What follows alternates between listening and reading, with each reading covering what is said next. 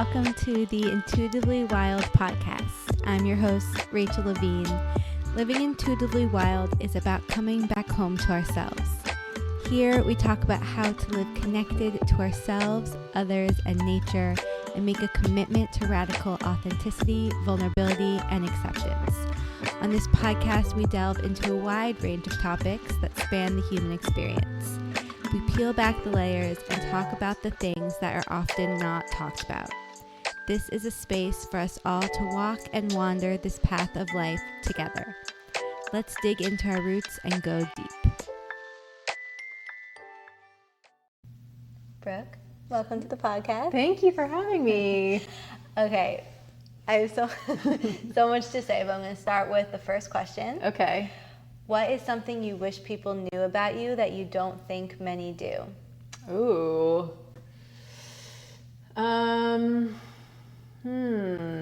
What do people not know about me? Right? Mm-hmm. That you wish they did.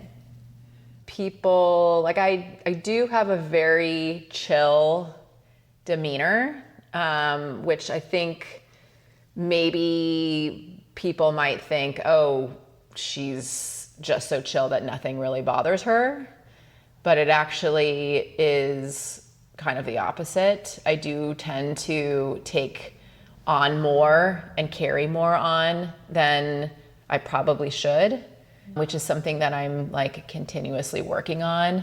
But yeah, I would say that probably is something that I've gotten before. Do you think that, or? Well, it's interesting because I feel like a lot of times you say to me, you're so chill, like you seem so calm, and I'm like, I'm not calm. Yeah.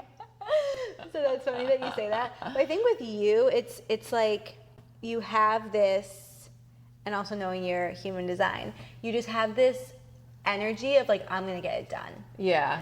And so I don't get this sense of like not caring or being like overly chill, but it is kind of this like capable, like you seem very capable. Okay. Yeah. And so I don't like, to me, that kind of plays into that. I don't know if that makes sense to you. That makes sense. Mm-hmm. Yeah. I like that. Yeah. And that's one reason when we met, I felt so drawn to work with you, because I think we both have this drive of like, and also you can be not blunt in a rude way, but you know what you think and you will say it and tell it. Yeah. And I love that. Like, I don't want someone who's like trying to smooth rough edges or like beat around the bush. I want someone to just like tell me what it is. So I think that plays into it too. Like, you'll just come in and be like, no. I've heard that before. Yeah. But I think that's one reason why we've worked so well together, because we both have the energy to get things done, and we'll just like tell each other what we want. Yeah. You know? Yeah. We totally like right away. Like, it's just always been so fun. Yeah. But we're going to do a part 2 of this podcast and go into our process of working together, meeting, and just the whole unfolding of everything. Yeah. And I think saving that for a second podcast will be perfect, because I have so much to say about that. Yeah. So in this first episode, I really want to talk about your journey, and personally and also professionally, how you found interior design and how you started this business. I know that's kind of a broad question, so I can get more specific, but I'd just love to hear like anything that comes to mind at first. So my mom was an interior designer when I was young, super crafty. She made curtains, she made pillows, she would wallpaper, she would do like the old school fabric on walls.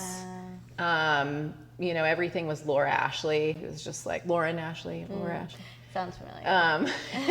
Big in the 90s, 80s, 90s. And she would sponge paint, like all kinds of things. And she would take us to some of her jobs when she was doing that. And my room was always like, very tidy, and like everything matched. She let me have like some say, like she would take me to Dillard's and be like, okay, like which of these patterns, and colors do you like? And then she would just go to town with that. She was like, you can decide, but it's going to look good. Yeah, basically.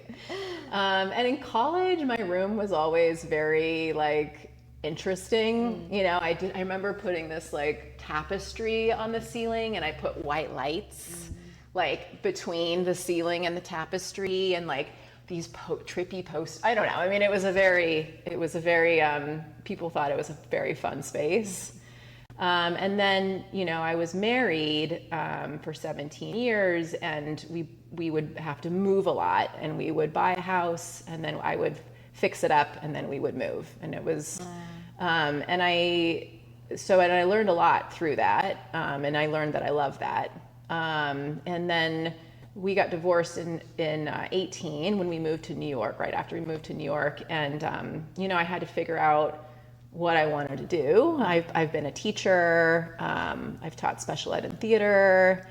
I did not know any of this. I mean, I don't know how to live I guess I could have said that in the first question. No, this is, okay, keep going. Yeah. You know, so my major was in theater. I was going to go like kind of the film and TV route. I had an internship at NBC, and it just, you know, blah, blah, blah. Like I ended up kind of, you know, getting married and going a different route and having a lot of different jobs. I had to like reinvent myself every time we moved, which was hard, but it was also like, I look at it as a blessing because I was able to really do something new. And, you know, and I really give myself some props for being able to just be so, like I was just such a, is chameleon the word, or? Yeah, adaptable. Adaptable, yeah. So, you know, I was a counselor. I helped people into college. I always knew I wanted to help people. Like I always, like, I'm on this planet to help people. So those are the types of jobs I would always explore. And so when it came time to me, you know, being on my own, I knew I didn't want to work for like corporate. I knew I wanted to help people. I was trying to think of what I was good at, and I was, you know, maybe because I'm Capricorn Virgo. Another reason why I knew we were gonna work well together. It's true. I'm very organized, and I love helping people organize their spaces, and that quick transformation is just so rewarding, and just affecting their lives the way that it does. So I started my business, Transformative Spacing, is what it was called, and I was a professional organizer. Wow. And then I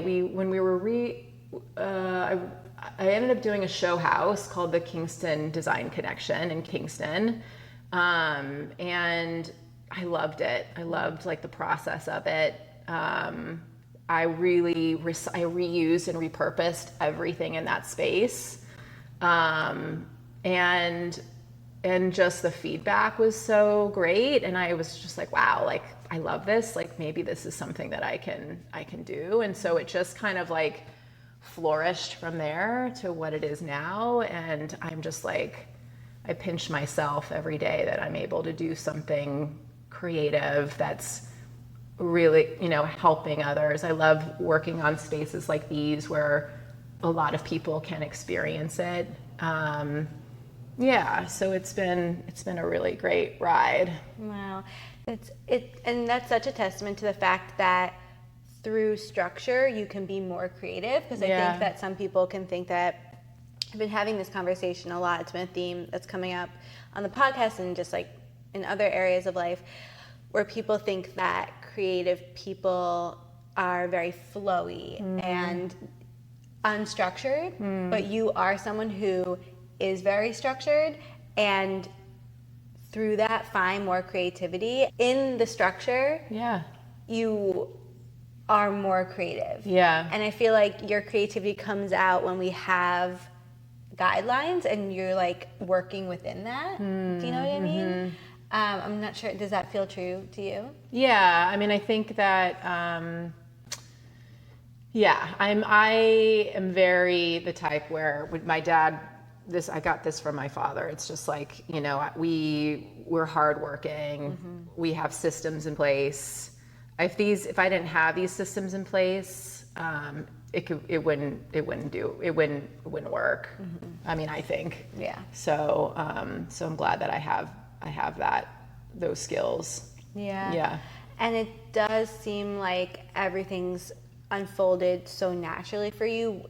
I mean, I only know more so this trajectory of your design business, but it feels like one thing just led to the next, that led to the next, and like inspired the next evolution of it. Yeah. Has it felt that way for you as well? Yeah, I think it's, I was just having the same conversation yesterday with someone. It's like, it's not easy to go after a dream, right? And to take a chance. I had no idea if this would even, I had no idea starting a business would work. Like, I just basically created a web page, printed some cards, and I'm like, let's just see what happens. And I think, I'm a pretty spiritual person, and I think that, if you're making the effort, the universe will provide. And I think that that's completely what happened, and I'm always looking for the signs, and when new clients come in, and it may not be, maybe it's not totally aligned, but I'm like, there's a reason that they're coming through. And, to really kind of take more of a minute and really, to really, because I think, we have our teachers, we have our challenges. I am so grateful for all of the clients that I've had. Every one of them, I've been lucky, has been wonderful, and I've learned along the way, and I've made really great friendships, and I feel like I'm part of their family, so yeah.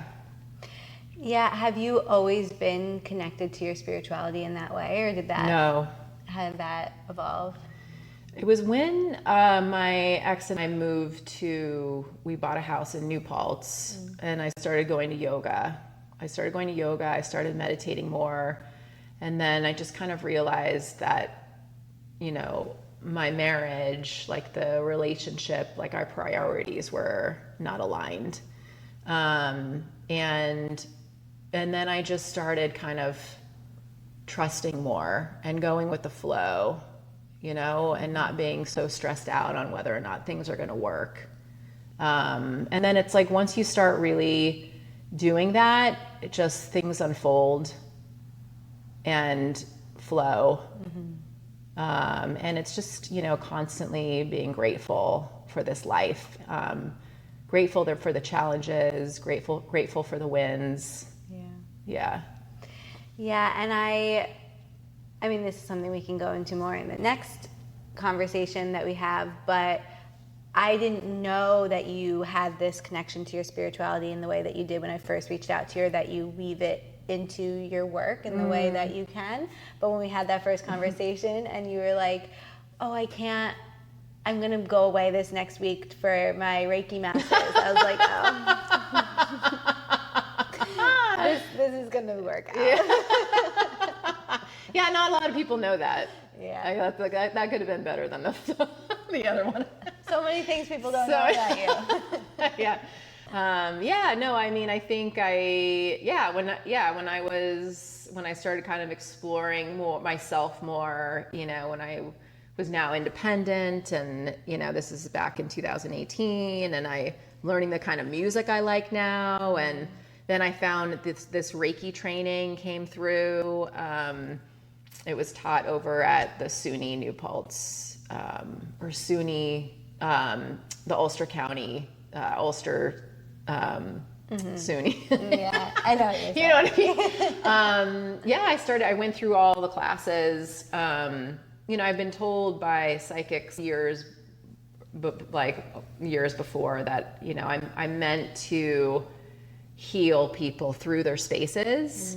And also, like, I'm meant to be a healer. And so I started kind of taking these Reiki classes, and I do love it. I haven't really dived too much into it, but I do feel like, in terms of like working on people and like on them bodies.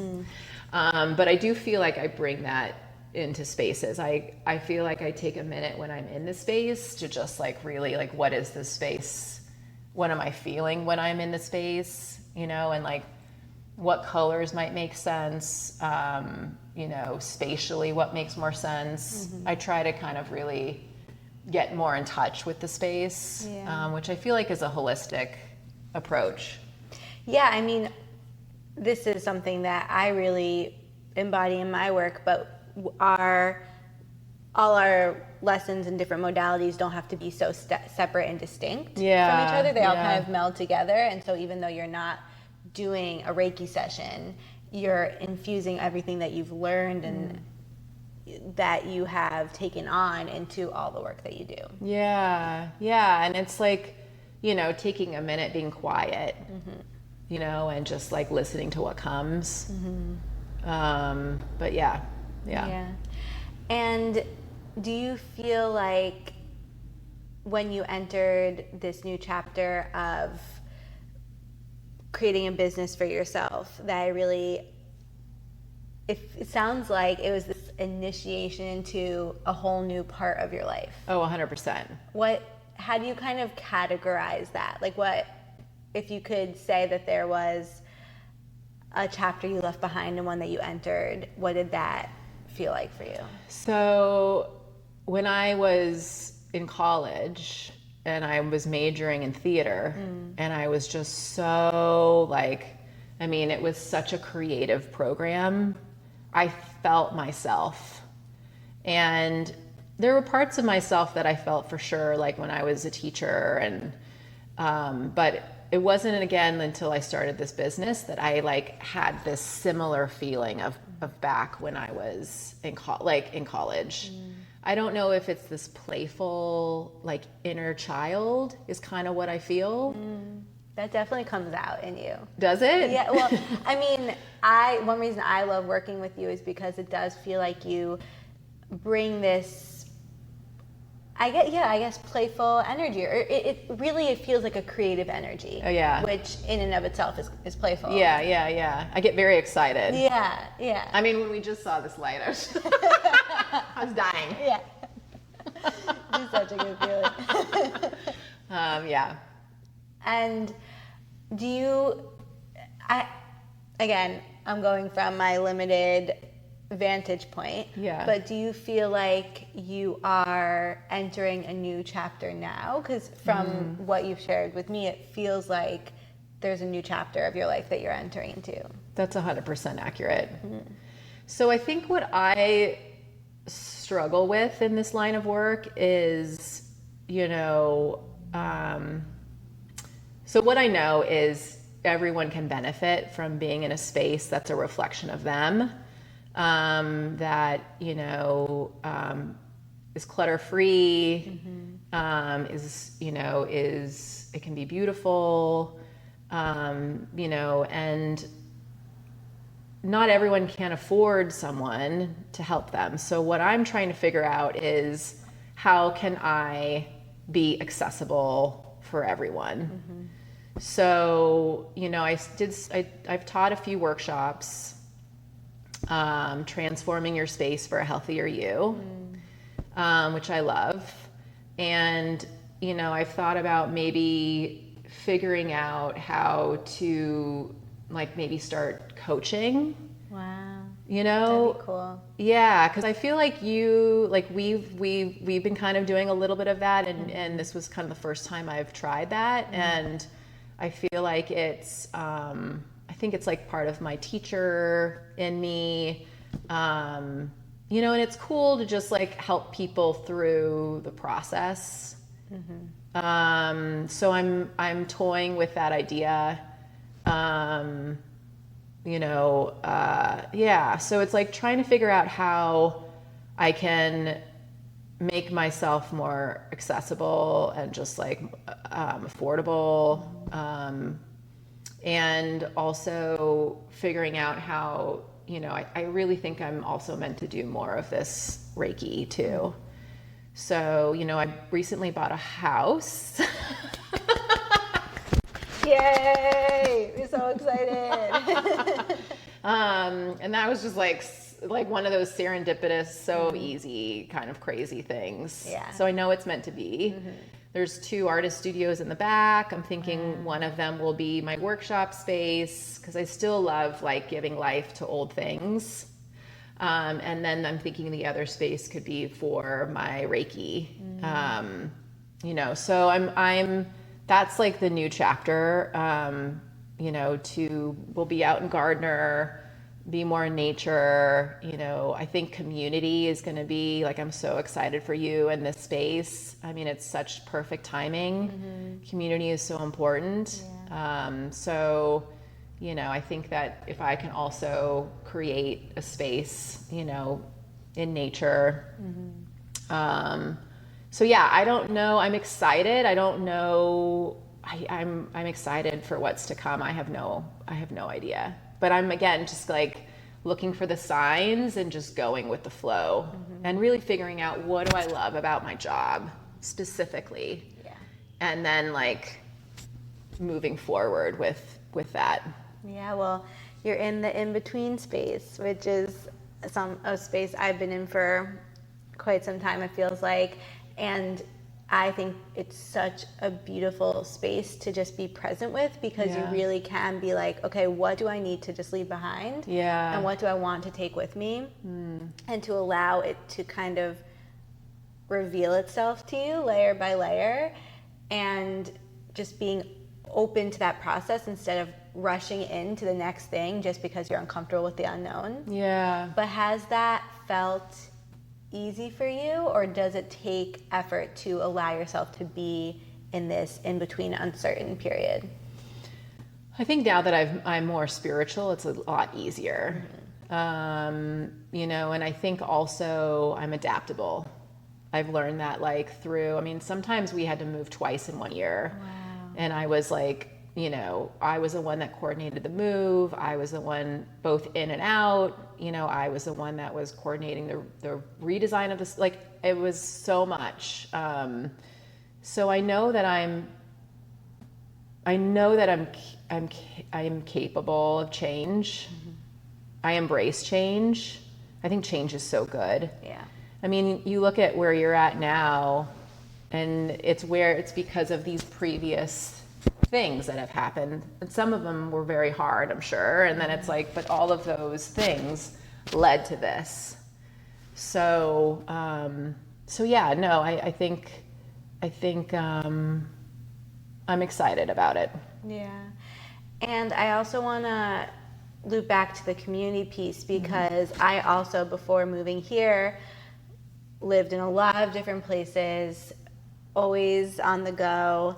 And then deciding to put down roots here and open this space for a community has been, to some people who knew me in past lives are like still shocked about it, that I've decided to stay. Really? Why? Because I've just always been a traveler. Yeah, that's the biggest piece. And I've always been very independent and like doing things on my own, and like kind of like mysterious. And people didn't really know what I was doing. In certain ways. So I think the fact that I'm staying and opening a space. But also those are people who haven't witnessed me through all the parts of my evolution. So I think people who have, it makes sense. It makes sense to them too. But yeah, community has just become so important to me, and fostering it and being the person who can make space for others to find that.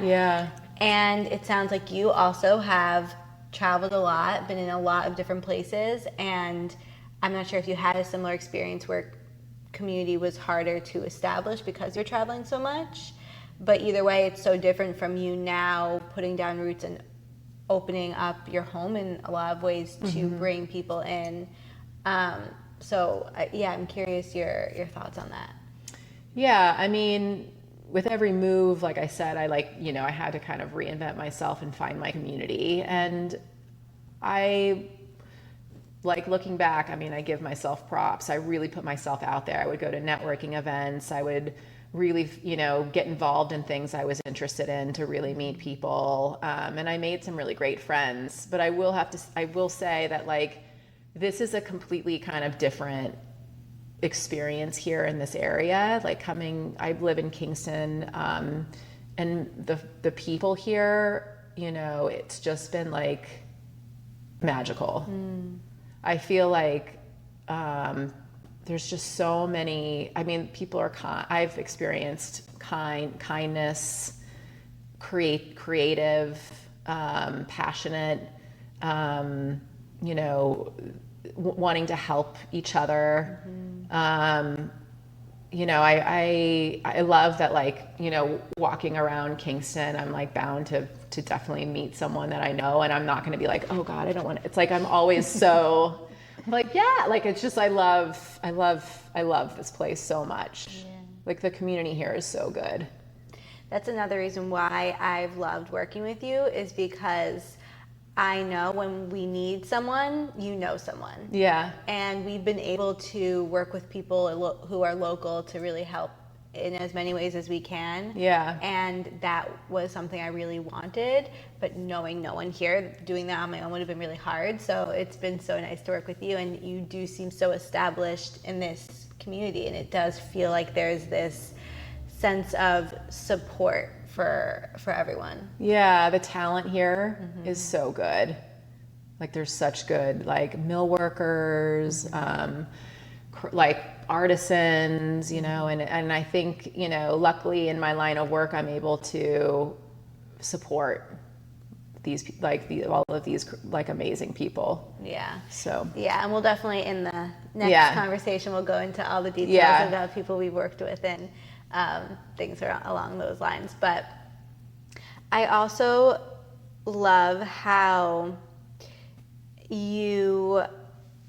I think that when people think healer, we can think of it in a very specific way, but it is so healing to help people make spaces beautiful and to help them feel like themselves in a space. And so I think it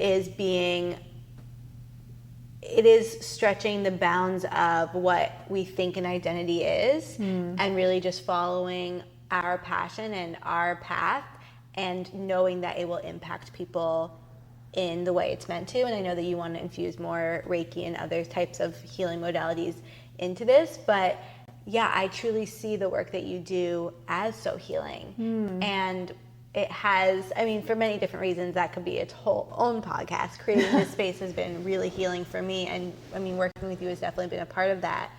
But has it felt healing for you, helping other people have that kind of transformation? 100%. Yeah, I get pretty emotional about just, you know, when clients send me photos of, you know, and their excitement, and you know, and being part of, you know, I have one client that just found out that she's pregnant, and I'm helping her with the nursery. And so it's just, yeah, I'm just so grateful for being able to be in this line of work, and to be called upon to do this, you know? Yeah. So yeah. And I know you mentioned that you have seen psychics before, and you recently saw a psychic and sent me their number, and I very much want to go to them. But how do you feel like you have this, I mean, you've touched on it, but even more specifically, do you feel like you have this connection to your intuition? And if so, has that always been there? How has that developed, and how does that show up for you in your life? So it's funny, like, I didn't think that I was, like, I thought like I could have more of a connection with my intuition. I didn't think it was as strong, but when I mentioned that to other people, they're, you know, and they're like, no, you're there, like you. So I think I'm doing a lot of work on myself right now to really try to put the phone away, and really journal, meditate, and listen. You know, I do this thing where I have a tarot deck, and I draw a card. I do this thing. I'm like, okay, spirit, like whatever card falls out, like I'm just shuffling. Whatever card falls out is what I need to know, and I pull it out, and then I journal about it. And so I think the more I'm practicing in things like this, then I think the more I'm seeing a difference.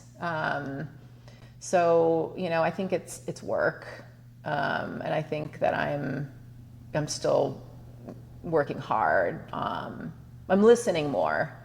Someone just recently told me, I think it was my sister, that your intuition is your future self. Like what you're hearing is your future self telling you what you need to hear, which I thought was interesting. That is interesting. I've never heard that before, but I mean, I think there's something that could definitely be true in that. And I think I do think that people have these ideas of what being intuitive means, and that it has to look again like a certain way. Yeah. But I think we're all intuitive, and yeah, I think that the ways that you are practicing, like these rituals you're incorporating now and listening, I mean, I think that that's the way we connect to our intuition most strongly in all areas of our life. But even if you had never heard the word intuition, I know you're a very intuitive person, because I think that shows up in your work, like how you know what will look good together, or how you know to immediately be like, no, and how you've even known who to work with, or what's going to work out, what's not. That trust in yourself and that energetic pull towards or away from things, that's intuition. Yeah. But I think then these other rituals, these other practices allow us to really strengthen it in all areas of our lives, especially the areas where we may doubt ourselves more. Yeah. What came up for me is, just second guessing. Like, I think that it's easy to second guess a lot, especially like when you get information from other people. So that first thought is usually kind of the best, and the one that makes the most sense. Yeah, and the world is so noisy, and I think that's the most important thing that we can all do, is to really disconnect from that in any way that we can.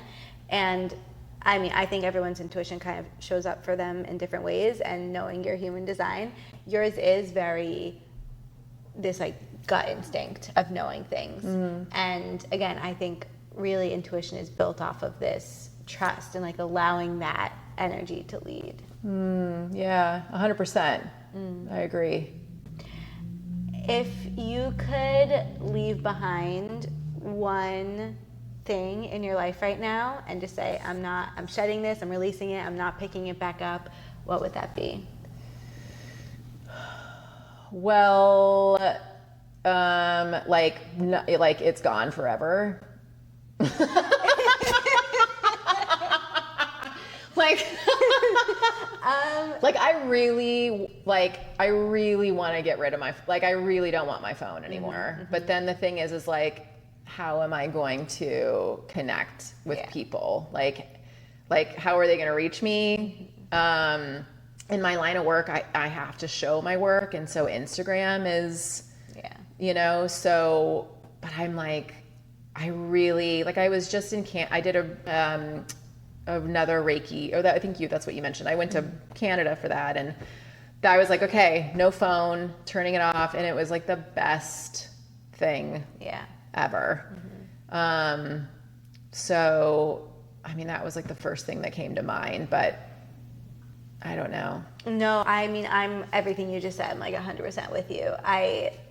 If I didn't have the certain goals that I do for my business or need it in the ways that I do for my business, and also I love writing and sharing certain things in certain ways. But yeah, I would definitely not be on my phone in the ways that I am.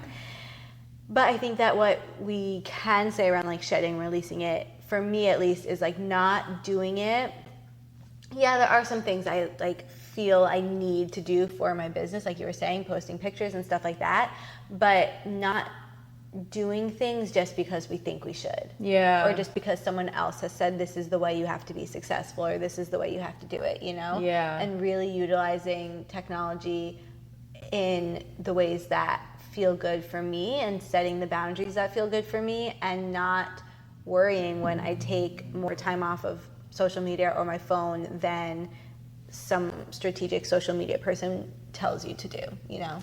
Yeah, and I think, you know, you do such a fabulous job with your stories, and no, I mean, you do. And I think, like, you're educating others, and I think that that's, like, using it as a tool to help people. Exactly, yeah. Is a positive. So that is the benefit, for sure. I think it's just, like, putting some boundaries. Yeah, I've really established these boundaries for myself right now, where it's like I go on, for me, I really just use Substack and Instagram. I'm like, I go on and I post my things, I respond to messages, I do whatever I need to do, and then I get off. Nice. And I'll maybe go on once more at the end of the day to wrap things up and everything, but that's it. Like, I'm not scrolling, I'm not like engaging just because I think I should.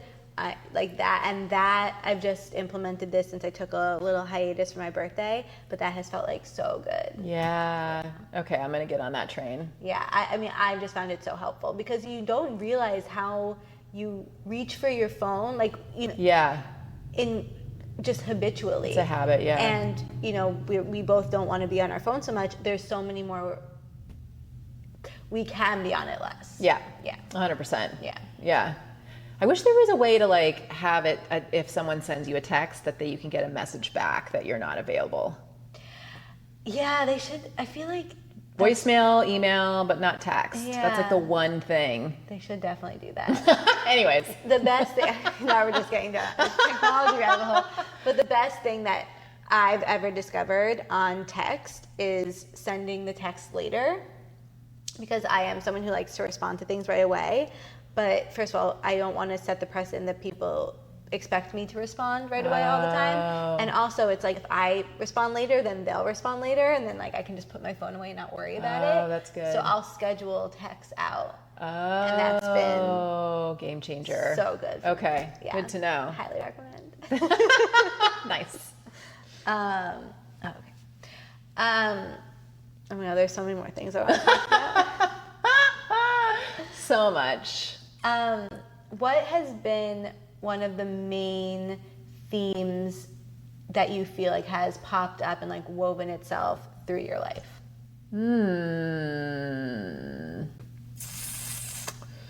Let me think here. I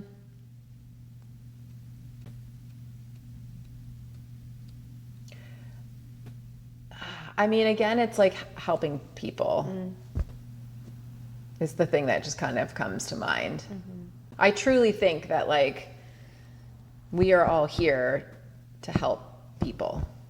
So I try to make that my focus every day.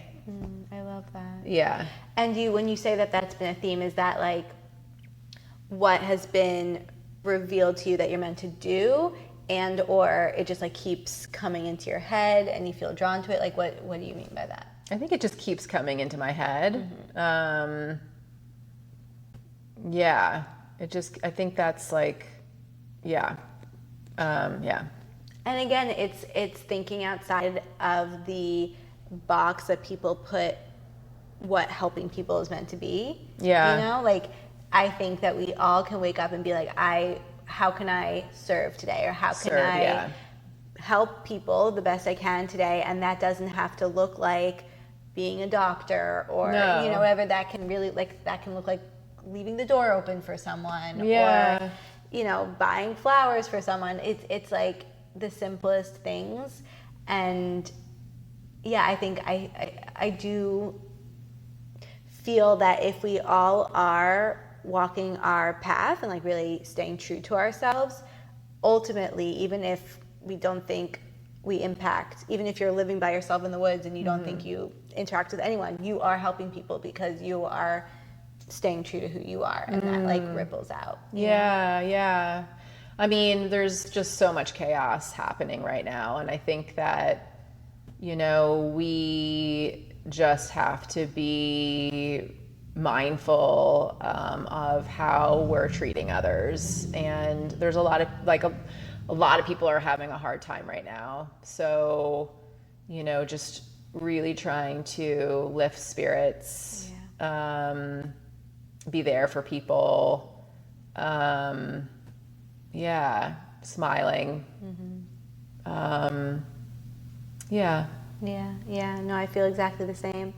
Okay, before I also, you can't see him, but Brooke's dog is here. I was like, wait. A ghost is in the room. Brooke's dog is here, Red-a-roni. And he's the sweetest. Yeah. I would love to hear your story to choosing to get a dog, finding Red. Yeah. Well, I've had dogs before, and Red was when we moved to New Paltz. I had a golden retriever and a German shepherd, and unfortunately the golden retriever passed, and we wanted a friend for Sierra. And, you know, Red just kind of came up, and I picked her up, and she was just as she is now. She's just like so playful. She's 9, but you'd think that she's 2. I always forget she's 9. Yeah. For some reason I thought she was Theo's age, but clearly she's not. Yeah, no, she's so great. She comes with me a lot to my job, to my projects. You know, when it makes sense, if the weather's nice. She loves the car, and she's a healer too, for sure. I've thought about making her a service dog, but I think at this point it might be too late. But I wanted to make Theo a service dog. It's a whole thing. Yeah. But yeah, no, she was Red, which is why her name is Red. Red with 2 D's though. She's not really red anymore. No, she's more blonde. Yeah. Aww. Yeah, but she's the greatest. Living intuitively wild means connecting to your true self and living dedicated to who you are at your core, no matter what. How do you feel like you live intuitively wild? I think that through everything, you know, and everything I've done, I'm at this point now where I'm more mindful about what it is that I am doing, and I am listening more to my intuition. And I definitely think that I'm living intuitively wild. I think it helps make things flow a little easier. You know, you're not resisting. It's just like life is just so much easier that way. Yeah, and it's been so cool getting to know you, and I feel like being able to witness as you step into this more intuitive side of you. Yeah. And I don't know, just like bringing that out in each other, I feel like has been really cool. Yeah, it's been a really fun ride. And I like I said, I am going to live here. I'll be here all the time. Oh, yes. Yeah. And we're going to be talking about the process of creating everything. It's been quite a journey that Brooke has been my saving grace on. And so we're going to talk about that in part 2 and all the details and the bench that I decided to keep even though Brooke hates. And yeah, stay tuned for that. Yay! Thank you so much for joining me on this episode of Intuitively Wild, the podcast. I hope it helped deepen your connection to yourself, sparked some insights, and inspired you to live intuitively wild. If you enjoyed this podcast, it would mean so much to me if you would share it with others and leave a rating and review. And please reach out to me. I would love to connect with you. I will see you next time for more magic.